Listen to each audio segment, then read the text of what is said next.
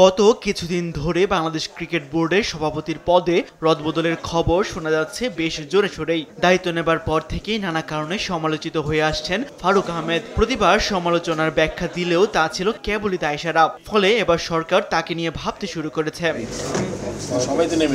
সেই সূত্রে বুধবার রাতে যুব ও ক্রীড়া উপদেষ্টা আসিফ মাহমুদ সজীব ভুইয়ার সঙ্গে তার বাসভবনে দেখা করেন ফারুক আহমেদ। সেখানে আলোচনায় বিসিবির শীর্ষ পদে রদবদলের সিদ্ধান্ত ফারুককে জানান ক্রীড়া উপদেষ্টা। সরকার তাকে সরাসরি পদ থেকে সরিয়ে দিলে আন্তর্জাতিক ক্রিকেট থেকে নিষিদ্ধ হতে পারে বাংলাদেশ দল। সেই কথা মাথায় রেখে দ্রুতই সভাপতির পদ থেকে স্বেচ্ছায় পদত্যাগের গুঞ্জন থাকলেও ফারুক আহমেদ গণমাধ্যমকে জানিয়েছেন তিনি পদত্যাগ করছেন না।